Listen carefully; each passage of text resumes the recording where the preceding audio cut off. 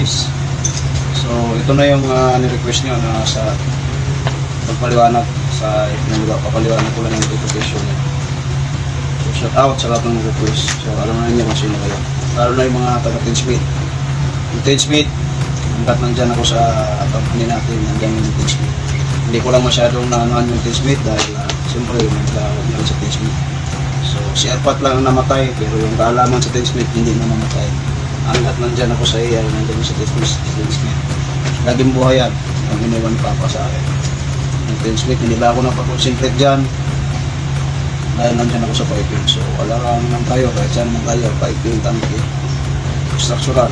So kung saan tayo ilagay ang ating mga big boss, so doon tayo. Pero mag-cross din ang landas natin dyan sa Teensmith. Okay, paliwanag ko sa inyo kung paano yung implementation. Maya naman, paliwanag ko sa inyo yung manual. Okay, so dito sa competition, ang kukuhanin mo lang dito sa competition yung outside diameter lang nung i-layout mong tubo. So ang outside circumference ng i-layout mong tubo na yung elbow ay 60.3. Yun yung 60.3. So yung 60.3 na yan, ipo-project mo siya. 60.3 divide 2 equals 30.15. So yan, 30.15. So magmula dito hanggang dito 30.15 yan. So pag ikinumpas mo pa ikot, yun ay 60.3 ang diameter nya. So pag divide mo sa 16, yan, kumpas mo lang yan pa ganon, kumpas mo rito sa kabila pa ganon, intersection, gitna. Kung nakuha mo na yung gitna, kumpas mo na naman dito sa gitna pa ganon, ito intersection, kuha. Tapos dito naman kuha, kumpas uli pag ganun, kuha. Yung mga guhit na yan, sabihin yung mga guhit na yan, yan. Dito yan kinukuha sa mga intersection yan, pagpalo pag ganun, tapos ganun, yan mga guhit.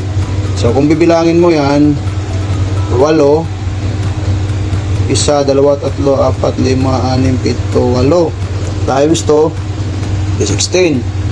Yung 60 na yan, yung 1, 2, 3, 4, 5, 6, 7, 8, 9, 8, 7, 6, 5, 4, 3, 2, 1. Panagbuin mo lang yung parehong number. Yan. 3 to 3, 4 to 4, 5 to 5, kabaan lang yung guhit. Then 6 to 6, 7 to 7, 8 to 8, then 9, nag-iisa. Itong kuhanin natin competition, ito lang yung 9 at saka itong number 1. So yung competition, so pag kumuha ka ng elbow, ang take off, so 2 inch ang diameter ng tubo times 38.1 equals 76.2. Yun yung take off magmula sa center. So plus take off plus outside half diameter of pipe 76.2 plus 30.15 equals 106.35. Ito na yung mga gamitin mong gibin para makuha mo yung competition natin dito. Anong haba yan? Ito namang isa, magmula sa take off, patras ka naman. So ang take off ay 76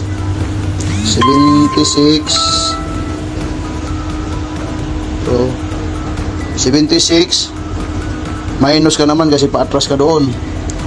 So 76.2 minus 30.15 equivalent of 46.5.05. Yun ay mga given mo.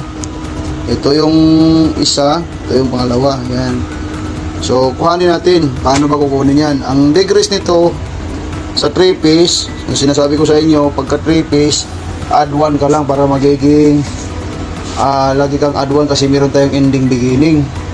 So ibig sabihin, yung 90 degrees divide 4 equivalent of 22.5. So 22.5 ang degrees na given yan. Yan 22.5.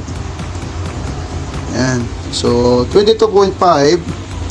Ito na yan. Dahil ito yung problem natin paano kukunin itong haba na yan. So nandyan.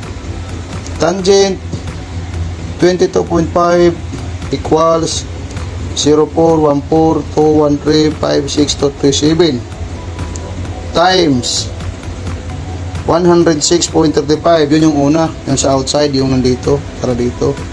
So, ang nilabas ay 44.05. So, magmula dito, sukat ka lang ng 44.05. Yun na yan. Project mo ito. Tapos para makuha mo to, yan, ito ka naman sa kabila.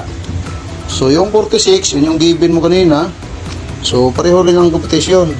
Tangent 22.5 degrees equals ganito. Times mo sa 46.05, lumabas na 19. Yan, 19. Yan.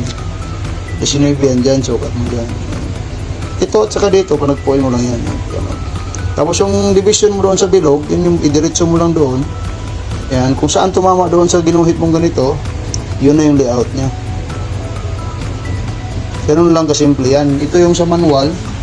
Yung sa manual na yan, yan. Kung ano sukat nito, pareho lang dito sa competition. Kung ano yung sukat to, yan, pareho din lang sa competition. So, yan ang pagkakaiba ng competition sa manual. Ang manual, papaliwanag din natin maya-maya. So, yan lang. Ganun lang kadali. Napakabilis mong layout ng competition na layout. So, okay. Huwag nating habaan masyado. Ngayon, kung may mga tanong, PM nyo lang ako. Okay, thank you very much.